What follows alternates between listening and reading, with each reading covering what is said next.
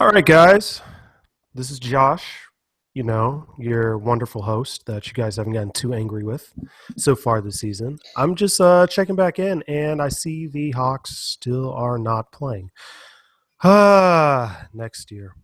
Anyway, so joining me on the other line is not Garrick, not Christian, not JM or James or anybody. We have a new guest today. Um, Man, I don't even know how to introduce you. One of the funniest guys on Twitter that I follow. Oh, that's nice. I'm kind of disappointed that you're not actually Simba in real life with the Braves cap. That's kind of what I assumed you were. But joining This me, is my human form, I guess. okay. I'll roll with that. Joining me is Bo Cherney. Bo, what's going on, man? Not much. Not much. Guess we got this going on, so let's do it. Well, appreciate you joining me, man. As a fan of some of the pods you have done, the anti All Star game is always something that made me laugh. So I appreciate your hard work that you do to such things. I don't know if that was hard work as more as it wasn't hard work. Let's leave it at that. You guys It fool was me. easy doing. You guys just like tricked me so well, man. That is art to me. But so We have great inspiration in the form of Kendrick Perkins. That helps. That yeah, really helps. why Scott Brooks was so dead set on playing him so much, I don't know, but those years in Oklahoma. He's the grizzled veteran. Oh, right, Had to right. play. Let's be honest. Have you seen him stare at somebody? He looks really mean. I'm pretty sure he just scared Scott Brooks into playing time. That's probably how that worked. I had a I, would, friend. I wouldn't doubt it. I had a buddy, Ray. I'm not sure how much of a geek you are with these games. He used to call him Kamari from Final Fantasy X, and it was No, just, I wouldn't know that one. oh man, I'm the only nerd here. It's terrible. So from the nerds that get that reference, man, just hold your fists up. That was for you. So, Bo, since this is your first time really joining the cast, joining my celebrity hot seat, tell us a little about yourself, your introduction to fandom, and just kind of like what you do, NBA wise and everything. I guess right now I'm working both for FanBuzz, which is a general sports website, and also right now I'm doing social media for Turner Sports for the NBA playoffs. So that's fun. For as becoming like an NBA and Hawks fan, I guess you could say really my first introduction to being a Hawks fan was going to a game about God, it's just like 13 years ago now. Wow. Vince Carter had to be the biggest douchebag in the world and dropped 40. He dropped like 40 something points on the Hawks. That was like the first ever Hawks game I went to. I remember it vividly. It's just like looking up at the scoreboard and seeing like Carter 43 up there. I'm like, God, I hate this guy. Do you remember what team he was on then? I think it was the Nets at that point still. Oh man. Oh man. It was I hate him so much still. It's ridiculous.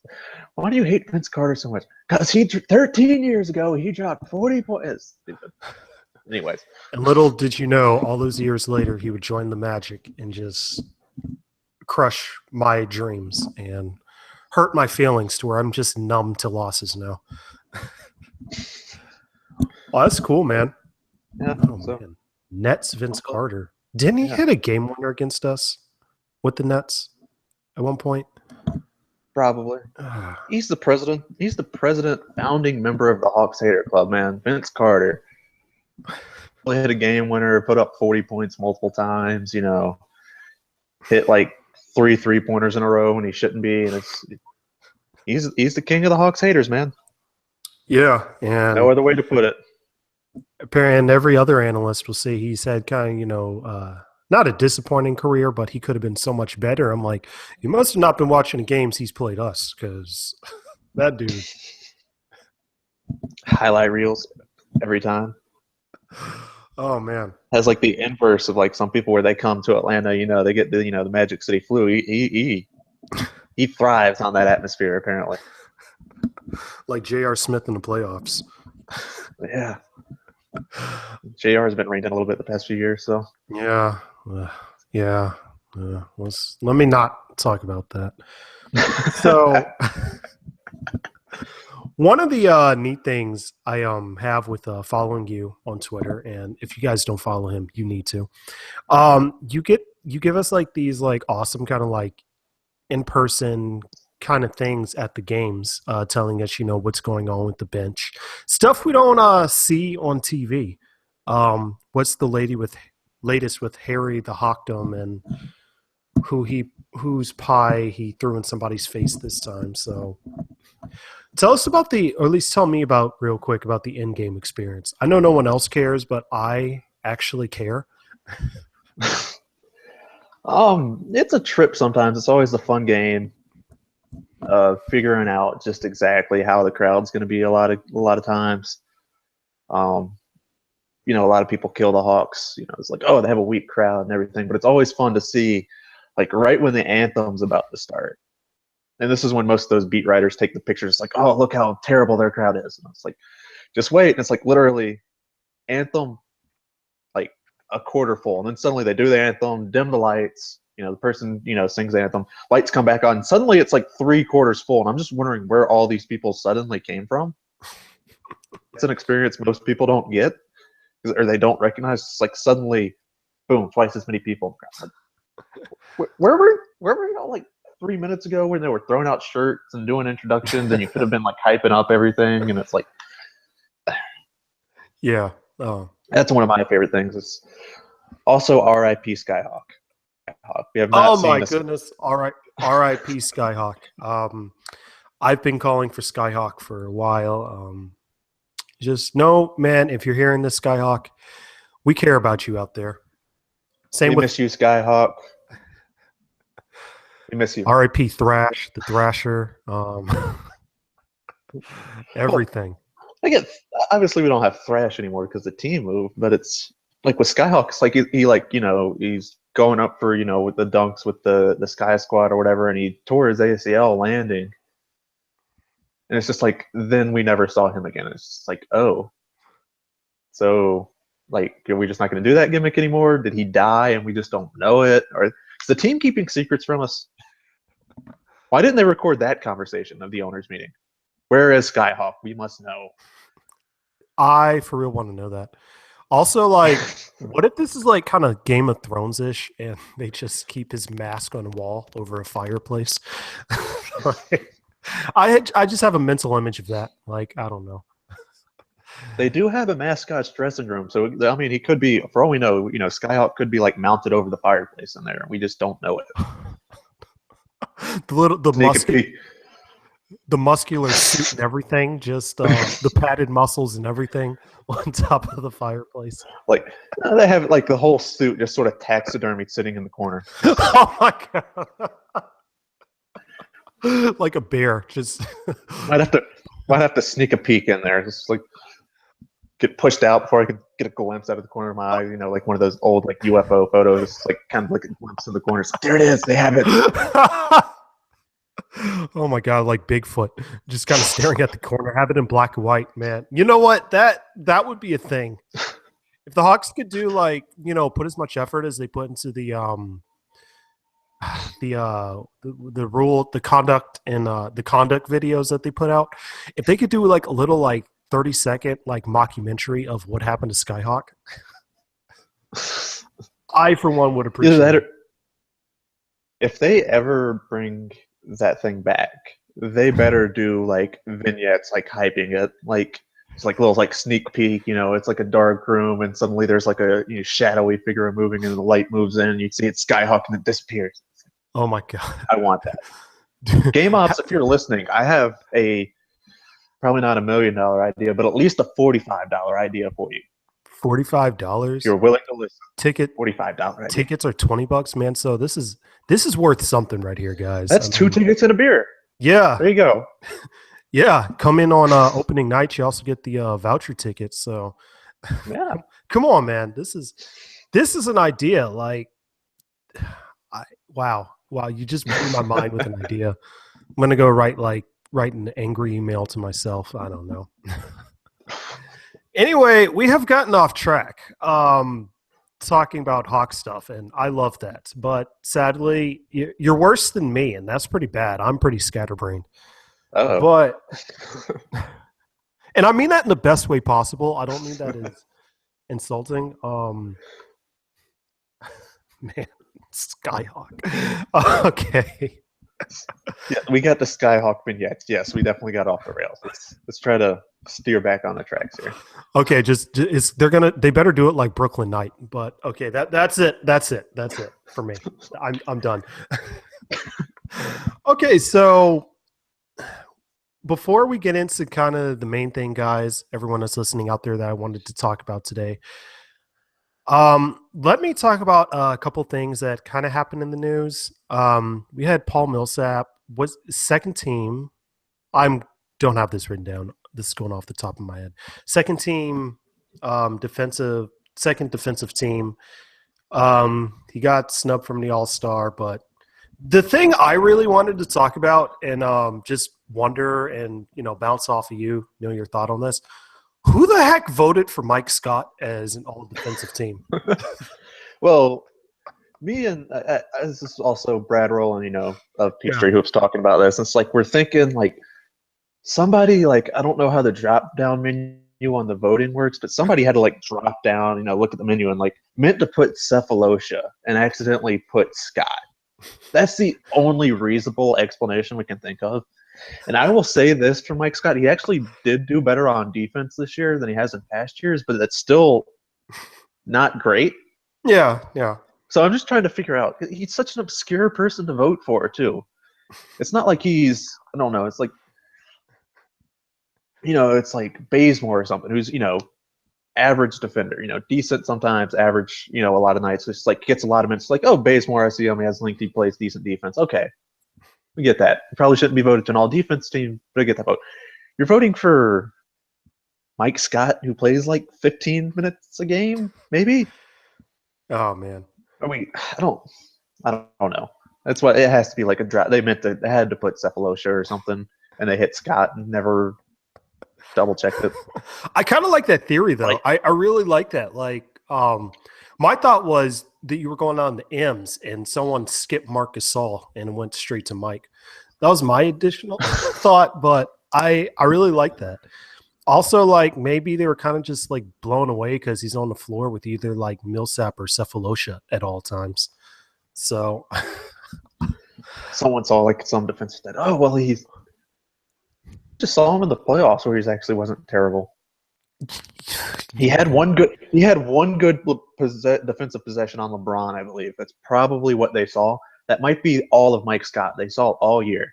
They saw that one possession. It's like, wow, he did well against LeBron. He must do that all year. I'll give him a vote. I don't even know when they did the voting, because I don't even know if that's applicable, but it's about the best theory we can come up with. I really like your Cephalosha idea, drop down menu idea. I feel like that one's legitimately if that has to be it, like because that just no one's voting for Mike Scott on purpose. I don't know. Maybe they're distracted because they saw Dennis's hair, and I don't know. It's kind of like a flash of light, and I don't know, a glitch in a matrix. I don't know, something, man. Mike Scott. They saw the angry face emoji, and they couldn't help. They'd be like, "Well, clearly someone that crazy." That's intimidating. Yeah, the demon emoji with the frowny face. It's intimidating me. I have to vote for Mike Scott now. It's the only way to get that emoji away from me. He might serve jail time. Never mind. I shouldn't have said that. Intimidating. I don't even know how that case is going. But let's not go in depth on that. Yeah. Okay. I'm sorry. I went for the low hanging fruit there. I'm sorry. I hope this doesn't make you think any less of me and my terrible. You went for the low hanging fruit like Draymond Green. Oh.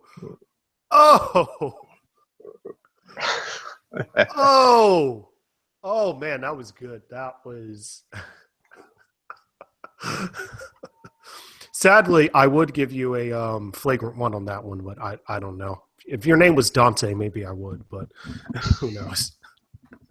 I like that. All I Anyway, know is I should not be suspended for Game 5 of the podcast. That's all I know. Game 5 for the podcast. You can upgrade it to a flagrant 2. I don't care. I'm just shouldn't be suspended for Game 5 of the podcast. Should not. Hey. Well, we don't have Scott Foster. We don't have all of a sudden. Okay, so here's kind of a theory or a question I've kind of had all season about the Hawks. Before I talk about Al Horford, something I want to ask you. I noticed Ken Mauer, referee he was calling the game last night, and if anyone follows my Twitter, this is just something I'm obnoxiously just adamant about because I don't know. I like to be weird at times. So I noticed he's calling that game, but I just kind of wonder, like, this is something I'd actually legitimately like to ask somebody. Like, why haven't we seen him do a post-season Hawks game this year? Or really, heck, for the regular season, I don't think we've gotten him. We've gotten lots of Tony Brothers, though. I don't know. Did we? I don't know. I'd have to look in. I don't. I want to I don't say. recall. I mean, Oh, sorry. Go ahead. I wouldn't recall. I mean, I wouldn't recall refs down to assignment. I just know we get. We really, at least in the regular season, we didn't get the controversial referees often. So maybe that's it. Maybe they just don't care enough about the Hawks to put those guys on the Hawks. Well, maybe that's the way the league office sees assignments.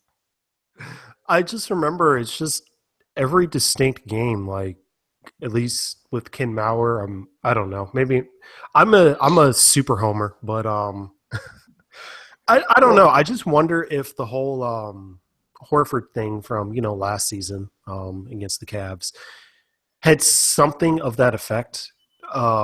Because it seemed like since that game we haven't seen him, but I don't know. It's a mystery that I don't know. Like we need somebody on this. We need who's that famous like guy who does all the football investigations in Al Jazeera or something. We need him to look at this or something. I don't know, man. I don't get paid. I wouldn't know. That's all. Yeah, I wouldn't know off the top of my head. I just try to avoid all Ken Mauer things because I don't like Ken Mauer. There. It's the pretty hair. much why. It's the hair. The slick back. That's what it is. All right, we're moving on, man. We're moving along. So, okay, so I wanted to talk to you today. Really, besides all the randomness, Al Horford is a free agent this summer, and that is a thing. Indeed, it is. So, I've seen lots of debate online from writers, from Twitter followers, people asking me questions to talk about on the pod. Pretty much everybody. Is Horford worth bringing back? Why? Why not? And well, we don't know the cap situation, but like how much?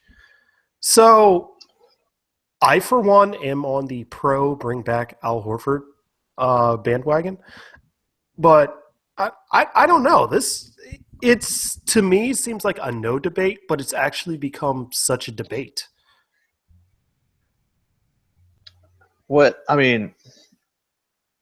think I'm on the same side as you. It's like, in theory, I think they should bring back Al Horford. It's just I'm not sure if you want that much. For all intents and purposes, I want a player of Al Horford's skill on my team. I just don't know how they want to, or if we want to, completely fill up the cap. And I pretty much I think a max would do that. But for all intents and purposes, this team was second in defense this year. They were sixth last year. Al Horford's a big part of that. And if you want to win a title, defense. And I don't know how far the Hawks are from winning a title. I think they're still a decent ways away. Blow up pretty much a 50-win team. Because if you don't sign Al Horford, that's likely what you're going to have to do. Because if you miss on Al Horford, or if he goes elsewhere, you don't want to sign him. Then who are you getting? You're going to keep this team together with Schroeder and Millsap, who could both conceivably be gone after the next season. Pretty much, it seems Yeah. like if you're making the decision on Horford, you're making the decision on what we want to do for the future of this franchise. And I think keeping Horford on the team and keeping this team that's a great defensive team is better, and try to improve the offense. Second in offensive rating this year. That's for what Coach Budenholzer's trying to do. That was what held the team back more than having a true center, which is what some people want. It's like, Wait, is oh, Al let's go. Horford? I was going to say, is Al Horford not a center? This is news to me. Is this some sort of debate on the internet? Oh, yes, it is. This is my Oh, least favorite yes. debate of all time. Well, Horford's really a power forward. He's really a four-time All-Star center, but what do I know? Yeah. Yeah. I mean, Goodness. like I said, we're second in defense with him playing center. We were sixth last year. This seems to be a growing trend that when Al Horford's in the game, we play really good defense. So let's keep that up, and let's not go get, if Horford left and you're trying to get Bismack Biyombo to fill that void to a lesser deal, that's fine. But I don't think you should go. It's like, oh well, instead of Horford, we should get Howard or Biyombo or Pau Gasol on a 1-year deal just to go get a true center type of guy. I mean, that's not. You should be trying to sign Horford first, and if that fails or whatever, he goes elsewhere, then you try to sign another guy. But I think Horford's better than a better deal. Even at Biyombo's 23 or whatever. Gasol, you're probably signing to a 1-year deal. Howard's still good and is about the same age. I think he's a year or two older. But in this situation, I think giving Horford, what's the max? 5 years, 140 million. I think that's a better idea than him leaving and throwing up a shrug emoji at what to do. Like, Yeah. that's my thoughts on it. I think I'd rather have Horford to the max than have to figure out what to do with this franchise over the next 5 years, or definitely over rebuilding. Because we've seen what happens when this franchise has tried to rebuild before. It did not go well. And I mean, I see what's going on in Philly right now. Minnesota, Sacramento, they've all been rebuilding. They've both been rebuilding for like a decade now. That could easily be the Hawks if they decide to blow it up. So my idea is, they won 60 games last year, 48 this year. You have pieces to work with. Try working with them before restarting. I mean, try to fill some gaps, maybe try to improve their wings, re-sign Horford. Even if you sign Horford to a max, I think his deal is going to be tradable because his game should age well. And since he is such a good defensive player, he will be a valued asset. So going forward, I think that's all a better idea than A, rebuilding, and B, trying to, scramble if Horford leaves. Yeah. You just brought up at the end something I was actually thinking about. But before I mention it, I was talking to KL months ago. I was actually had the pleasure of talking to him, but he said to me, the chances of, I guess, and Bo, my cap knowledge is not that great. They don't pay me. I don't work anywhere. But what are the odds of, I guess, not necessarily giving Horford the max, but still giving him a good amount compared to the competition that would want to max him out? So it's my understanding the team with his rights, really, or the team that he's with, they can offer him the most. Isn't that Yes. basic dummy's guide to a basketball cap? Okay, Yes. so I was talking with him, and he mentioned, well, what if the Hawks still give him a good amount, but not necessarily max him out, quote unquote. I don't know how many. That would be, I think that's possible. And I think that, I mean, if you can do that, I don't think you just go to the table if you're, the front office, Budenholzer. I don't think you just go up there and be like, hey, here's the max. Sign it, please. Yay. Don't do that. I mean, I don't want to. You don't lowball him to where he's just like, well, I'm not going to talk to you guys. That's so. I mean, you don't think you try to lowball him, but I think you can go in there with a reasonable. Hey, we can give you a 5th year. You're going to be. Did he just turn 30, or is he going to be turning 30 soon? I thought he just turned 30. I could be wrong. Okay, so you can say, hey, we can give you this 5-year deal. Last year of the deal, you'll be 35. It could be, for all we know, that could be Al Horford's last year in the league. We don't know that, but it could be. It's like, hey, look at this at 35, whatever it is, 25 million. Let's say, just a random number. He'll be making that. If we can give you this, 5 years, 125 million. No one else can give you that. The best you can get from everybody else is like 4 years, ballpark 108, I think. Yeah. At 35, you're making this much, where as them, you'll be 34, 35, might have to be looking for another deal. You might not have it at that point. Pitch the long-term security, even though it is only 1 year, it is more money overall. I think they should use it. Just don't go over there. Hey, here's the max. Yay. Hugs all around. Don't do that. Do that. So that's good news. Well, Wachi shocks us all, takes a team-friendly deal, pulls a Millsap. And it's like, oh my goodness, you are my hero. But it's all for when It's all from when Durant signs here. I'm telling you. No, I'm kidding. Yeah. I couldn't get that out without laughing. We'll take, Charlotte, I love you. I like your team. I think you have a good team, but we will gladly take, get a slightly used Nicholas Batum in our lineup without. That's a long shot too. But I mean, if Horford does take a team-friendly deal, I don't think you will. No. I mean, anything can happen. I don't think anything is possible, as Kevin Garnett would say. But hey, do it. Okay, so come on, Nick Batum. Well, anyway, you mentioned maybe Nick Batum signs a team-friendly deal. Oh yeah. Oh, I see Nick Batum signing as much as he can get. But you mentioned real quick. The one thing I kind of thought with keeping Horford is you at least kind of have him as an asset as long as he's under contract with you, to where if you want to go full Philadelphia 76ers, you want to blow things up, whatever. I don't know.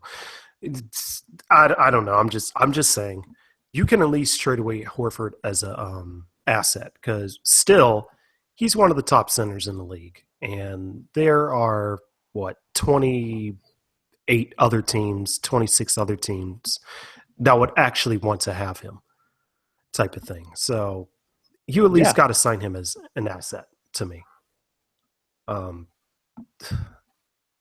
Yeah. So that's just something I look at. So I'm just in agreement, and with keeping Horford, I basically agree with everything that you mentioned with keeping Horford. So, so some of the reasons I guess people wouldn't want to keep him, and I know this is probably going to annoy you because I'm going to wake up some, open up some demons from Twitter timeline here saying, Horford's not a true center. Horford, what else? He doesn't score a ton of points. Horford isn't clutch. He's soft. Yeah, he's soft. SAWFT. Whatever that means. Like you, person sitting at home, can call a professional athlete soft. Like, if I was told I need to get stitches, I'd be like, whoa, hold on. But yeah. I mean, I will say this. I mean, guys, for me, this always goes back to just how well the defense plays with him at center. Him and Millsap are a remarkable duo in the front court, defending 6th in D rating last year, 2nd this year. And that's without really, I mean, like I said, Bazemore's decent, but you're going out there, Kyle Korver was not. good on defense really this year. He was in past years. He was a great team defender his past years. Injury really got him this year. He wasn't as good as he's been. Teague is a disaster on defense. Schroeder is sometimes as well, although he's getting better. I mean, you have Cephalosha in there, but otherwise you got, Mike Scott, Tim Hardaway. Tiago was good when he was playing, but he was injured most of the year. And it's like, you're looking at that, it's like, Horford and Millsap really got this team to second in defense. I mean, it just goes, it's like, I don't know if that's something I would want to blow up. And I don't think you're saying it's like, oh, we got to get rid of Horford because he's soft and not a true center and doesn't rebound enough. Okay, maybe we could use some more rebounding in the lineup. I understand that. But you're not going to get much better than second in defense. I mean, yeah. San Antonio had they did have a historically great defense this year. And you were the team behind them. So, that always just goes back to, you shouldn't probably blow up a great defense. You shouldn't blow up a 51 team. You should try to fill in the spots. And if it doesn't work, then you have places you can go with Horford as an asset. You can clear Millsap off the books if you need to next year. Just, take it steady. Don't, as Zach Lowe said, Zach Lowe wrote a great piece about this, probably about, I guess that right after we were eliminated, so a few weeks ago. Said, blow it up isn't a plan. So all the people saying, hey, blow it up, don't sign Horford, he sucks, he's not a true center or whatever, just blow it up and get a superstar in the draft. It's like, that's not a real plan. So don't do that unless you have a good idea of after, what blowing it up is going to entail. So that's just my thoughts on the true center talk. It's just like, well, we were second in defense, so screw you. He's like one of the better perimeter defenders we have as well. Just because, man. Yeah, I mean. Look, Teague and Schroeder were saloon doors at various points this season on defense, and Paul and Al just completely just cleaned up whatever messes they left, and they left a lot of messes. Spotless. So, what do you do? I mean, you can't. That's not the spot you improve on. And it said we were 22nd in offense this year. Teague wasn't doing it for most this year, for what we saw, and we team needs some more scoring. So go try to fix that first before you just don't pull a Braves. Oh my goodness. Don't get rid of the wrong pieces when you can see other pieces. Like, hey, maybe we should try getting rid of Freddie first before we blow up this team. If Garrick were on the podcast with me, he would have a field day on this. That is his thing. He's hated Freddie for years, but that's another subject entirely. This is the Hawks podcast. This is the Caw Cast, after all, not the Tomahawk. Yeah, the Talking Chop podcast. So yeah, man. So Horford. It's just also when you talk about defense and quote unquote true centers, like. What centers push him around now? Because the huge thing that everyone would talk about is, oh, well, he can't defend Dwight Howard. And it's kind of like, well, yeah, neither could 29 other centers in the league. Or, he gets pushed around by Mark Gasol. And it's like, well.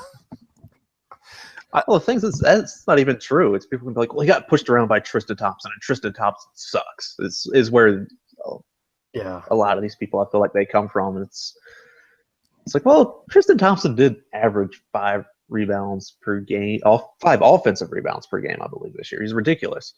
Yeah, it's like, well, that's kind of his thing. And if you're saying like, well, we can't beat LeBron, blow it up, I don't think that's a good plan either.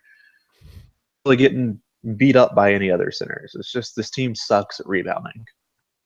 You can say he's a part of it, but it's like, well.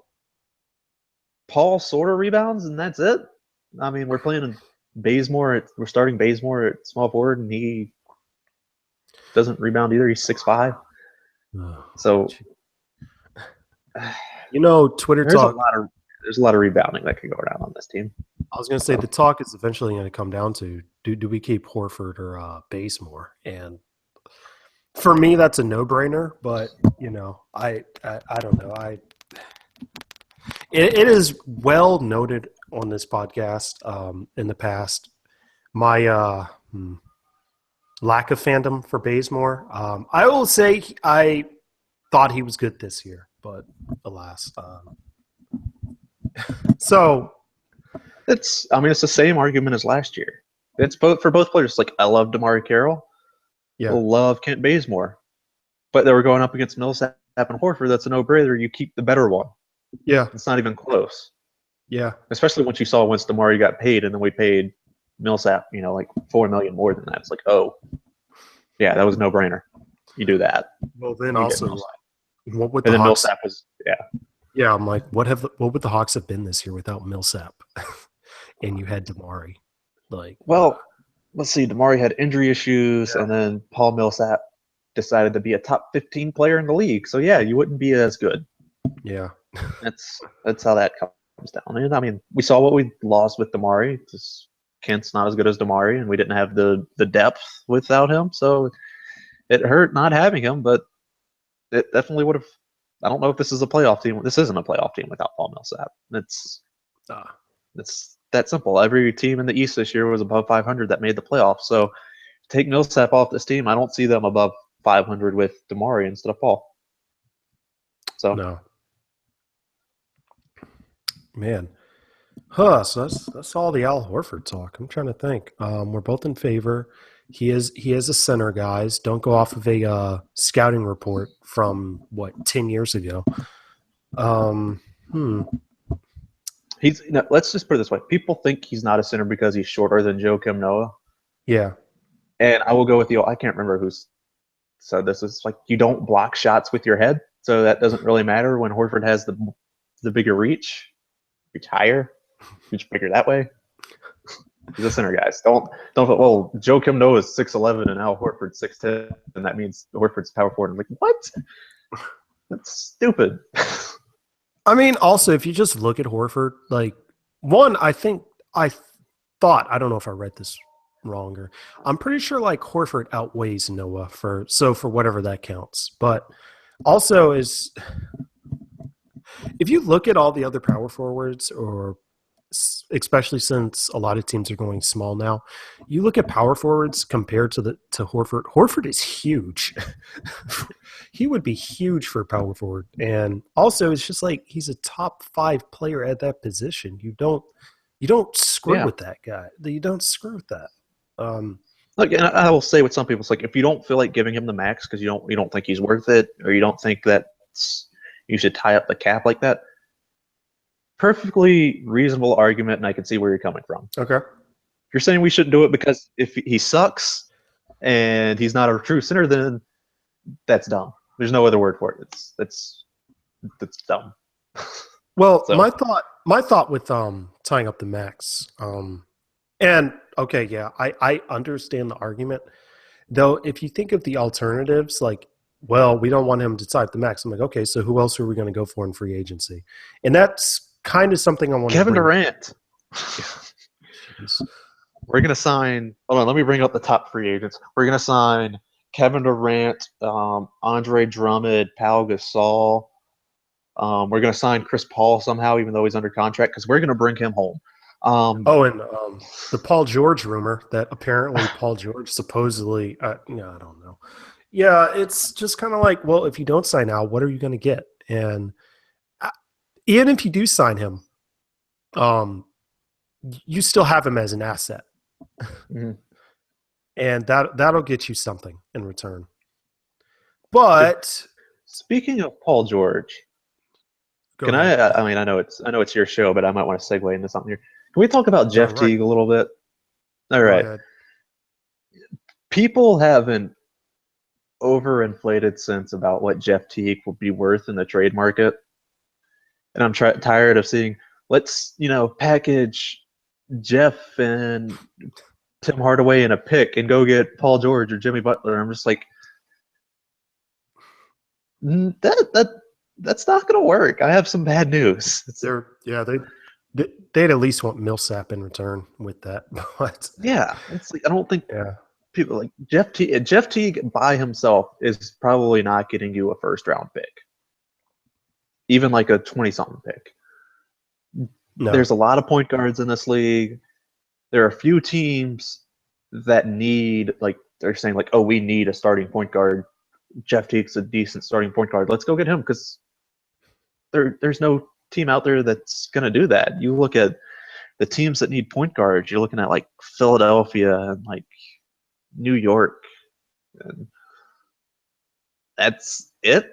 Like, Well, okay, the so Bucks, maybe Utah, but Utah has Exum, and I mean they're not. I don't know what they want to do. It's like there's so few teams that need a point guard, and Teague's not good enough to net you a big return at all. yeah. So, okay, so we had a subject we were talking about last week, and someone actually did bring this question up for me. I don't know if they listened to my podcast last week, so this is for you, you jerk. But Oh, the jerk out there. But so I saw a rumor on Twitter, my wonderful news source, from Kurt Heelan of NBC Sports, mentioning how the Jazz were shopping their 12th pick for the possibility of a veteran point guard or wing. Now, I for one think it's going to take more. If we wanted to jump on that, I would say, hey, remember that time we did you that favor with Shelvin Mack? But someone asked me if I would jump on that possibility. Yes, would, but I don't know. What are your thoughts on that? if that's a real deal, yes. I mean, I don't. I mean, I feel like this is a weak draft past the top few guys, but if you can get a first round pick for Jeff Teague at this point, Yes. like straight up in a vacuum, maybe there might be, some ancillary pieces. You need to move a second, or maybe you need to move like Hardaway or something. I don't care. But if there's a package where it's based around Jeff Teague and you are receiving a lottery pick in return, even if it's a low lottery pick, you do that. And it's just like, the problem I have with it is like, I don't think that can happen. I don't think even if that's a report that Utah is willing to part with that pick for a vet point guard, I don't think Jeff Teague is the point guard they're looking for at this point for that pick. Yeah. I think they might want Jeff Teague. I just don't think they'd. I have a difficult time seeing Jeff Teague netting a lottery pick. So we were talking about this last week. Garrick, the guy I record with, he mentioned to me saying, well, what if this is, well, first of all, he said we'd obviously have to throw in, what pick are we, 21, 22? The 21, I think. We won the tiebreaker, I believe. We'd obviously have to throw that in. He said he's thinking we'd probably have to throw in the whole Timberwolf or our draft pick next year along with him, is what he was thinking. But anyway, he told me that his thought of that being a possibility is for trying to keep Gordon Hayward interested in wanting to stay with the Jazz. And so he wondered if that could possibly be a logical thing just because of that. And I don't know, that you mentioned it, and I thought I should just bring it up just because we're on the subject. That would be interesting. I feel like, if that's something, if they're in a position where they feel like they need to make some sort of move that gets them in the playoffs, because they're dying to make the playoffs in Utah right now. Yeah. Hayward's free agent. I want to say he has a player option. I had it looked up. I forgot in a year or so. But I mean, if you're looking at it and it's, you can. Jeff in 21 for 12, and I don't know. Maybe you get like a second rounder back. I don't know. That's not the worst deal you can do, because I think there is a general consensus at this point. It's like, well, you need to, the Hawks, you need to pick a point guard, because you can't keep this, because they can't work together really at this point. If you can do that, that might not be a bad deal. You got to choose a point guard at some point. If 12th pick in a deal like that, it's not terrible. So Yeah. So I don't know if Utah is willing to do it. If they are, then hey, Yeah. get the phone up and running. Well, we'll see what happens draft night, or rather, I don't know. I was talking with Jason on Peachtree Hoops. Also, he mentioned to me he says he doesn't anticipate anything happening on draft. It would probably be all during free agency, but yeah, I don't know. I don't know. I didn't want to talk about Jeff now. I wanted to save the whole point guard thing for another time later. But I do want to go back to talking about Horford Okay. since that's the guy we were talking about. So I have a list of about 5 guys on here that a fan has sent me questioning, like, if not Horford, what about these guys? Or if Horford, what about adding these guys as possibility? One of them Okay. is, hey, old college teammate Joakim Noah. What if, Noah was brought in to help entice for, I don't know, whatever camaraderie they still have a decade later, or, you know, you know, or just Joakim Noah if, he can come back from the injuries and all that. What you think? I don't know how much Joakim's going to be worth on the market this year. I would definitely wouldn't hate it if you're saying, okay, our next bench big instead of Tiago, we're going to move on from Tiago somehow. It's like, so we're going to bring in Joakim off the bench, keep Millsap. That's definitely an interesting idea. I think that might actually be really good. Um, if the idea is use Noah to replace Horford, I don't know if that works as well. Although it might be an interesting stopgap solution. He's not. If it comes down to Noah, he's not the worst person to sign in this offseason. If he is indeed done with Chicago, which he appears to be. So. Oh, that's the second best team in the East. At least that's what we were told all season. But LeBron doesn't want to run into Chicago. Yeah. I'm not letting that one go. Well, it's just an ongoing joke I have with that. Just look out for Chicago. He's literally never lost to Chicago. Yeah. So how about Zaza? Zaza Pachulia. Familiar name there. This is this same boat as Yeah. almost all-star starter in the West Zaza. So you forgot that the prefix. God, that's nothing easy. It's Zaza. Oh my goodness. He was almost voted into the All-Star game. It was great, but I think the same boat as Noah. Be a fantastic backup option. If you keep Horford, if Horford leaves, he's not a terrible stopgap option. You can definitely do worse than that. He's probably going to be cheaper too, so that might not be a terrible idea, regardless if you keep Horford or not. So, if in both Zaza, scenarios, I know quite a few fans that would be happy for that. Bring Zaza back home. Regardless of what would happen, I know a few fans that would be ecstatic. The Hawks could tank next year, but they'd be ecstatic. Actually, to be kind of like the Braves, bringing back Frank Gore. Okay, so go ahead. Zaza's better than Frank Gore. Well, at this point, definitely. You just killed my analogy there, but that was my half-thought analogy on the spot. This would be like bringing back Josh Smith. Oh, good Lord.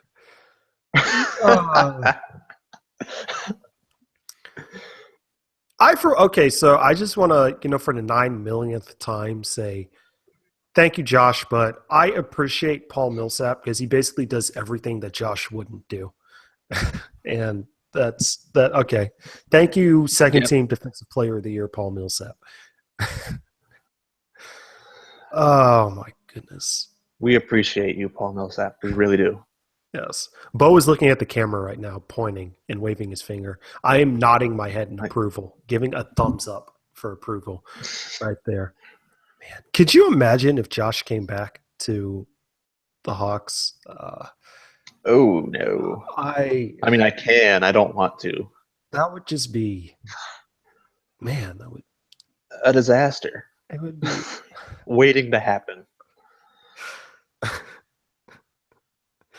I You know how they mean, have those commercials for the NBA store, oh yeah, 5 star. Josh Smith, -5 stars. -5 stars. I use Josh Smith. He'll have the imagine the LeBron James. He'll have the I'm coming home SI piece. Okay. Oh my goodness. Okay, All right. So what are the other names on this list? so speaking of coming home, somebody brought up, what about bringing back Marvin Williams to Not a bad Atlanta? idea for a bench guy. I know a lot of fans would hate it You know, because yeah, because of the Marvin Williams just association, but he's because a he's good bench player now. He's a good sixth man. He's not. He would be a good addition to this team. I mean, yeah. he's not a starter at this point, so you're not bringing him back as a starter. And if you're, I mean, I guess you could conceivably, if Bazemore leaves, he could spot start at small forward. But he's a good six man at this point. If that's what you can get him for, you can get him. Don't overpay him. It's a good option. Actually, I mean, I'd like picking off people from Charlotte. There's a lot of people on Charlotte I would like. Just take their whole team, add them to our team. They have a small forward I would love to have on our team. Our only kind of halfway realistic free agent target. Uh, it's kind of unrealistic, but it's not in the Kevin Durant unrealistic area. But they have a small forward on there. I wish we could have. Talking But about Courtney Lee, right? how did you know? Yeah, yeah, yeah. That's exactly it. I'd like Courtney Lee on this team too. Also, some Frenchmen on that team would be good. But Yeah, yeah. He used to play in Portland. Not Gerald Wallace though, but okay. So, man, Marvin, can you imagine the fans just oh god, not the, I guess you'd say, like, the basketball watchers, but just the casual, and oh my, the it would be brutal. internet forum comments kind of fans. I'd have Not to. to insult internet forum commenters because I'm also an internet forum commenter in some capacity, but it's just like that kind of crazy, a little bit of crazy in their fans. It's just like, we're bringing back Marvin Williams. Guy sucks. Yeah. What are you doing? What are you doing, bud? Well, that was. Isn't that like every year for Bud though? Like Damari Carroll and Paul Millsap, what are they doing? Cephalosha, what are they? Our big signing was Demare, some guy named Demare. I don't even know who this guy is. Okay, so you say Demare. Okay, so there was That's a what game. they would. There was a game towards the end of the season. I want to say Ludacris was introducing the Hawks starting lineup. You know how they do that.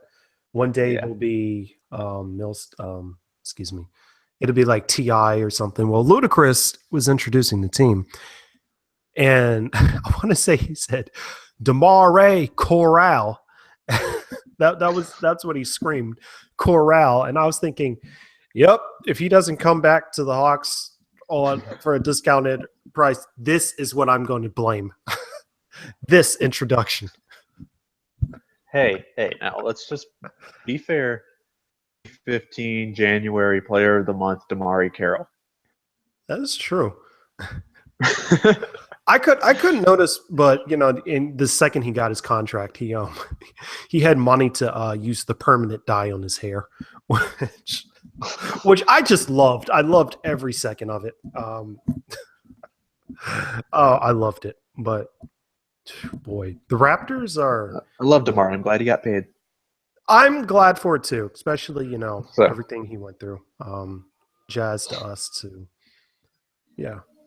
Gonna be interesting to see what's gonna happen with DeRozan for that team, but hey, the Lakers offer the max. Make it happen, LA. Make it happen. Bring hilarity back to the NBA. Okay, so I know we've been off subject, but this is also off subject. Somebody mentioned to me, due to DeRozan taking all the bad shots that he does, that people just say like, why do you take all these shots or all these contested shots? Someone said, do you think it's because he's from LA and he tries to be like Kobe? I wonder if that I falls. don't know. Maybe I mean he just has a scorer's mentality. Shoot Yes, or shoot. shoot or shoot. I see a millimeter of space, I'm going to shoot it. I mean, it's the way, you know. I will I mean, say it's the mentality of a lot of players. It's like, I got here being a scorer. I'm going to try to be a scorer. That's what I'm going to do. I'm going to shoot the basketball when I have the opportunity. mm-hmm. So That's true. I will say we are about 90% of my comments like that one are sarcastic. So guys, I'm never 100% serious. I like to joke a lot.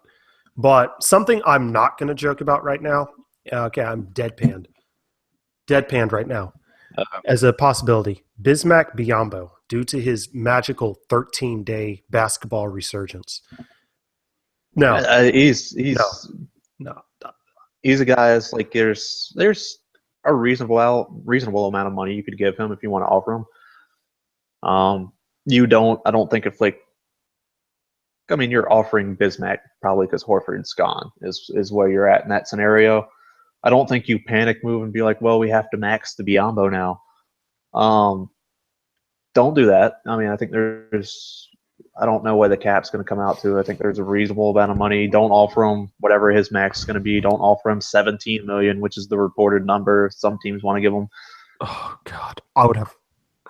He's been great in this series. He's a good shot blocker. He's a good rebounder, but he can't catch a basketball, and that's what the big as well. Yeah.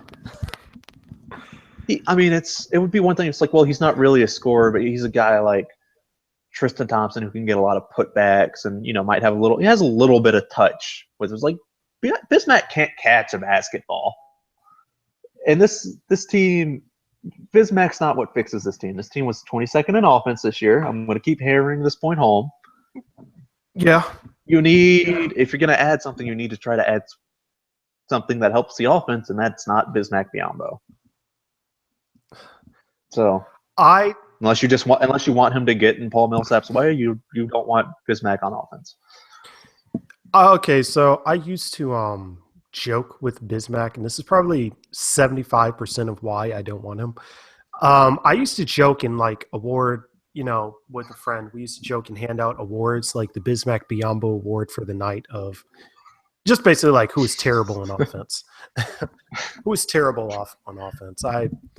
As you know, and many guys, you know, we have the nationally now famous Marvin scale, but in the Bismack Biyombo, yes, the Bismack Biyombo award. Now, if you can imagine, like this is almost as notorious as what I wish to start the Mario West award.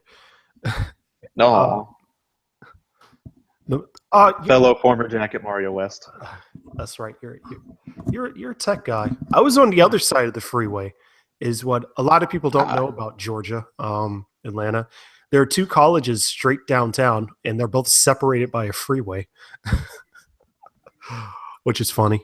It is. We have RJ Hunter. That's what I'm holding on to. Hey, that's what I'm holding on to. First round pick RJ Hunter. First round pick RJ Hunter. Dad fell out of the seat coaching the NCAA tourney. RJ Hunter. He was in my younger brother's class. He didn't really go to class of what he told me, but that's not neither here nor there. And yes. Anywho, back to Bismack. The thing that kind of worries me with Bismack is that we're seeing this like sudden kind of like surgence from him. One, you mentioned he can't catch, which is, you know, apparent to me. But I kind of wonder if this is kind of like a free agency kind of, you know, he's going full Trevor Ariza or he's going full Tristan Thompson. Heck, he saw how much Tristan Thompson got paid last summer. And I'm halfway worried, like, is this sustainable for him? He's going full Damari Carroll in the playoffs last year. If we want to, yeah, we saw exactly what Damari did in the playoffs last year. I think he finished as our leading scorer in the playoffs. I know he was that for quite a while. He was killing that scoring, and everybody's like, "Oh, crap, this guy's a good defender and can actually is apparently can score now on a 61 team. He's beating the leading scorer on a 61 team. That definitely raised his value to at least 4 years, 60 million, which is what Toronto gave him. And of course, the cap's going to go up, so it's going to change the value of that. But that's what he got. And before the playoffs, he was going to get a nice deal before the playoffs. He wasn't getting that before the playoffs. So I don't. I mean, Game 6 is tonight. This is Friday. Obviously, Game 6 of that series is tonight, isn't it? Yeah, it's Or is it tonight. tomorrow? Okay, it's tonight. Making sure, but if the Raptors win and they force a Game 7 and Bismack has another big game, because that's what happened in Game 3 and Game 4 that they won, is Bismack had big games. He had the 26 rebounds in that one game. He's been, Game 4, he had the defensive plays that stood out. If they, force 7 out of this, I don't think they'll win the series, Toronto. I don't. They at least force 7, and you see Bismack being the guy that's like, oh, he's the game changer out there. Someone's going to give him a lot of money, and it's going to be a bad idea probably. Oh, it will. I definitely wouldn't want to be the Hawks giving him that big deal. There's a lot of players you could tie up the cap with. I think Al Horford's one of them. 4-time All-Star, multiple All-NBA player. Should have been probably on the defensive team too. It's just Bismack's good and he might improve. He's, 23, 24. He can't catch a basketball. It's not what I've already said it. You can't catch basketball. It's not what this team needs. Don't max the Biombo. Don't do it. And something else here. Back to our earlier conversation, we can throw Bismack in on this for the Horford people. He's a 6'9" true center. I don't know. He's a 6'9" true center. I don't know. My just worry with him is, yes, he helps with rebounding, which is, something we needed. He's to improve on. Yeah, something his team needs to improve on. Shot blocker, gets all the fancy blocks, but it's just kind of like, I can't erase out of my head what how long has Bismack been in the league? 4 or 5 years now. Yeah, 4 or 5 years. It's just like you're suddenly trying to say, like, I should forget just 12 basically 4 basketball games for what I've seen from him the past 5 years. That's I don't know. Yeah, it's like he's had 4 good games, but of course he's had multiple good games this playoffs. I don't want to say it's just against LeBron, but that's where it's coming from definitely now. It's like he's having good games against a team with LeBron James on it. And you should never you should really never almost take a playoffs as a sample size. Very rarely, I think you should do that when you're about to give them a lot of money. And I definitely don't think you should do it for Bismack for, the 5 or 6 good games he's had this playoffs. He has a strength. He's a good rebounder. He's a pretty good defensive player. Don't overestimate that just because of, he blocked LeBron James or Kevin Love or whoever. So, yeah. I'm there with you. Right there. Now, and of course, it's going to hurt me if we. I really hope the Hawks don't. I'm pretty sure they're smarter than that. Yeah. Anywho, but that's pretty much it of the names that we listed. Gasol. Someone mentioned Gasol, but Powell. Yeah, Powell. But I wouldn't mind Powell for like a 1 year deal. Going to be maybe your new 6-man. You'd have to move some stuff around probably to get him, but he doesn't really. This isn't 2008 Powell you're getting here. So, yeah. Anywho, so that was it for the guys that we have been added or questioned to take a look at this summer. Man, again, we are recording this on a Friday. everybody. Real quick, Bo, let me ask you, what are your thoughts tonight's game? Is Cleveland going to go back to shooting what they shot against us, or not? I don't know, man. This series has been weird. Completely. I mean, you see series sometimes that are really home dependent. You know, each team trades wins at home. I've never really seen one like this where Cleveland's just straight murdering the Raptors in Cleveland. I mean, those three games in Cleveland have been Not even close. what? Yeah, what? It's like combined like 90 points at this point. Yeah. They lost by 40 on Wednesday. The Raptors did. And I mean, the home court advantage is definitely a real thing. And so maybe they can squeak out another win. For this game, though, I mean, I still have trouble predicting it. I mean, Cleveland still has LeBron James. So as long as that's happening, I'm going to pick them for at least against East teams. We've seen how that's gone. So, so how much did it upset you watching Kevin Love actually start missing jumpers, open jumpers, and J.R. Smith actually missing these contested and open? It's been more JR missing. It's like, oh, now he misses. Like, Yeah. he seems to never miss against Atlanta recently. It's like, God, come on. And Channing Frye. Oh goodness. I mean, Frye's a good shooter, but that one game where he was like 6 for 8 for 3, and they just kept getting him open off that screen. It's like, guys, come on. Why is this happening?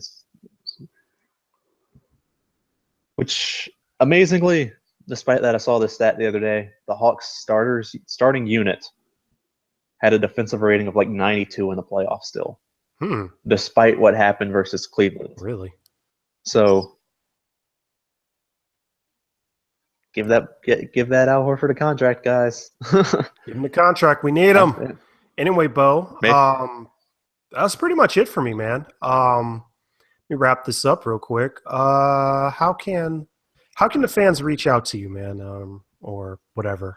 How can we listen to you? Most effective way is going to be on Twitter at Bo Cherney's the handle. You can tweet at me, yell at me, whatever. If you dislike my opinions, that's okay. I'll try not to be too mean, I guess. But that's the most effective way. Reach me on Twitter. You can read me at fanbuzz.rare.us. And sometimes I'm running the TNT and NBA TV Twitter account. So if you see something funny from there, I might have done it. That's my social media plugs for the day. One of the funnier guys online, Bo. This was a pleasure, man. I'd have to welcome you back on at some point in the future. Awesome. It'd be talk fun. about randomness during the summer. Also, you tell how knowledgeable the guy is. Of course, he works at TNT. He's just dropping these facts, just it's just coming off the top of his head. So appreciate it, Bo. Thanks for coming on, man. It was a fun time. Thanks. Thank you.